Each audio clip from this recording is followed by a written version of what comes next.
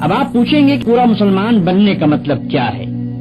آئیے میں آپ کو بتاؤں کہ سچا مسلمان کسے کہتے ہیں اور ایمان کے معنی کیا ہیں۔ آپ کو معلوم ہے کہ انسان ایک کلمہ پڑھ کر مسلمان بنتا ہے، اور وہ کلمہ بھی کچھ بہت زیادہ لمبا چوڑا نہیں ہے، صرف چند لفظ ہیں۔ لا الہ الا اللہ محمد الرسول اللہ، اللہ کے سوا کوئی خدا نہیں، محمد اللہ کے رسول ہیں۔ ان الفاظ کو زبان سے ادا کرتے ہی آدمی کچھ سے کچھ ہو جاتا ہے۔ پہلے کافر تھا، اب مسلمان ہو گیا۔ پہلے ناپاک تھا، اب پاک ہو گیا۔ پہلے خدا کے غضب کا مستحق تھا، اب اس کا پیارا ہو گیا۔ پہلے دوزخ میں جانے والا تھا، اب جنت کا دروازہ اس کے لیے کھل گیا۔ اور بات صرف اتنے ہی پر نہیں رہتی، یہ کلمہ ایسی چیز ہے جو غیروں کو ایک دوسرے سے ملا دیتی ہے اور اپنوں کو ایک دوسرے سے کاٹ دیتی ہے۔ باپ اگر کلمہ پڑھنے والا ہے اور بیٹا اس سے انکار کرتا ہے تو گویا باپ باپ نہ رہا اور بیٹا بیٹا نہ رہا۔ باپ کی جائیداد سے اس بیٹے کو ورثہ نہ ملے گا۔ گویا اس کلمے کا زور اتنا ہے کہ خون اور رحم کے رشتے بھی اس کے مقابلے میں کچھ نہیں ہیں۔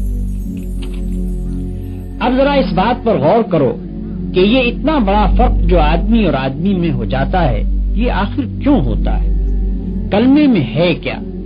صرف چند حرف ہی تو ہیں، لام، الف، ہے، میم، واو، سین اور ایسے ہی دو چار حروف اور۔ ان حرفوں کو ملا کر اگر منہ سے نکال دیا تو کیا کوئی جادو ہو جاتا ہے کہ آدمی کی کایا پلٹ جائے؟ آدمی اور آدمی میں کیا بس اتنی سی بات سے زمین و آسمان کا فرق ہو سکتا ہے؟ میرے بھائیو، تم ذرا سمجھ سے کام لوگے تو تمہاری عقل خود کہہ دے گی کہ فقط منہ کھولنے اور زبان ہلا کر چند حرف بول دینے کی اتنی بڑی تاثیر نہیں ہو سکتی۔ بت پرست مشرک تو ضرور یہ کہہ سکتے ہیں کہ بس ایک منتر پڑھ دینے سے پہاڑ ہل جائے گا، زمین شق ہو جائے گی اور چشمے ابلنے لگیں گے، چاہے منتر کے معنی کی کسی کو خبر نہ ہو۔ مگر اسلام میں یہ بات نہیں ہے۔ یہاں اصل چیز معنی ہے۔ الفاظ کی تاثیر معنوں سے ہے۔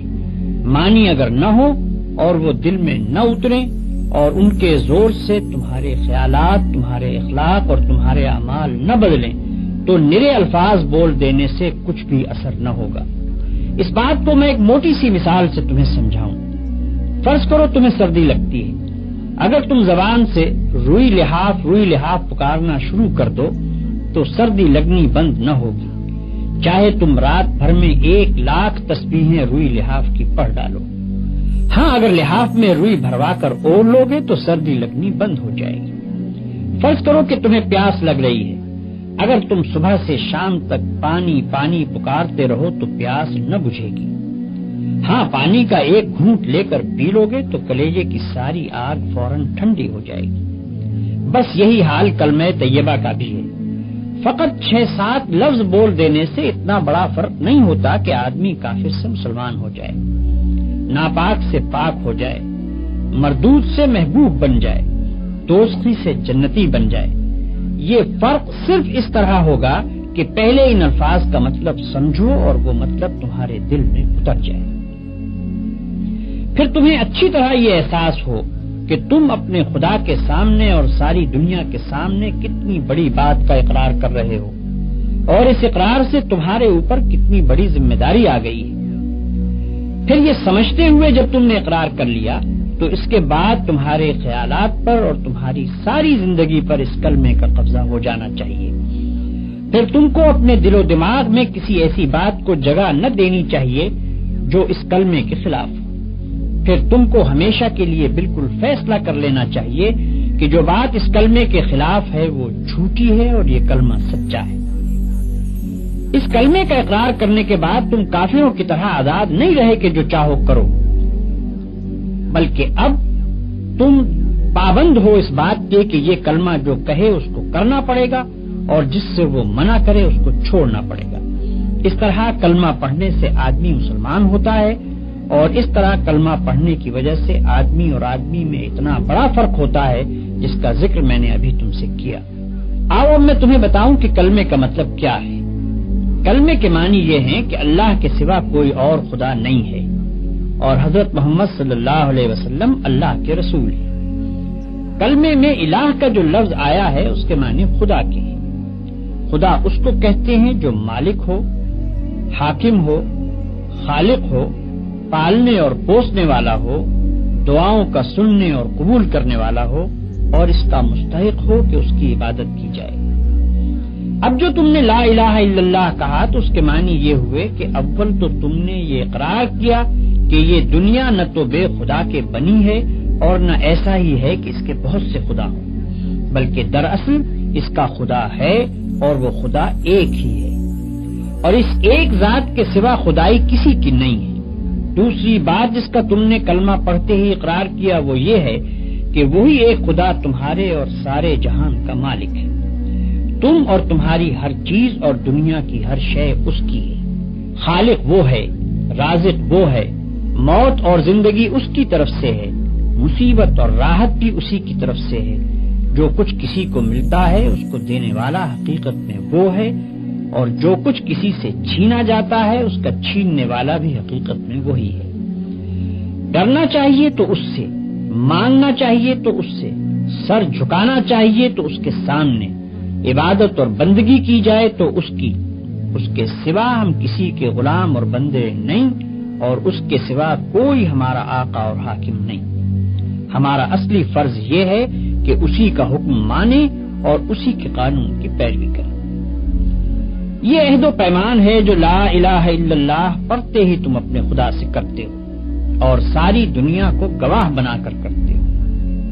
اس کی خلاف ورزی کرو گے تو تمہاری زبان، تمہارے ہاتھ پاؤں، تمہارا رونگٹا رونگٹا اور زمین اور آسمان کا ایک ایک ذرہ جس کے سامنے تم نے جھوٹا اقرار کیا تمہارے خلاف خدا کی عدالت میں گواہی دے گا، اور تم ایسی بے بسی کے عالم میں وہاں کھڑے ہوگے کہ ایک بھی گواہ تم کو صفائی پیش کرنے کے لیے نہ ملے گا۔ دنیا کی پولیس سے تم اپنا جرم چھپا سکتے ہو، خدا کی پولیس سے نہیں چھپا سکتے۔ دنیا کی پولیس رشوت کھا سکتی ہے، خدا کی پولیس رشوت کھانے والی نہیں۔ دنیا کے گواہ جھوٹ بول سکتے ہیں، خدا کے گواہ بالکل سچے ہیں۔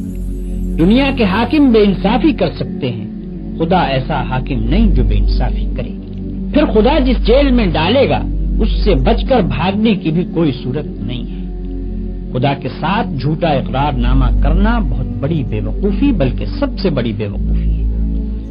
جب اقرار کرتے ہو تو خوب سوچ سمجھ کر کرو اور اس کو پورا کرو، ورنہ تم پر کوئی زبردستی نہیں ہے کہ خواہ مخواہ زبانی ہی اقرار کر لو، کیونکہ خالی خولی زبانی اقرار محض بیکار ہے۔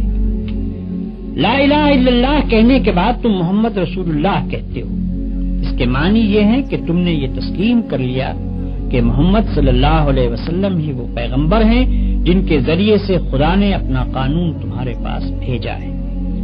خدا کو اپنا آقا اور شہنشاہ مان لینے کے بعد یہ معلوم ہونا ضروری تھا کہ اس شہنشاہ کے احکام کیا ہیں۔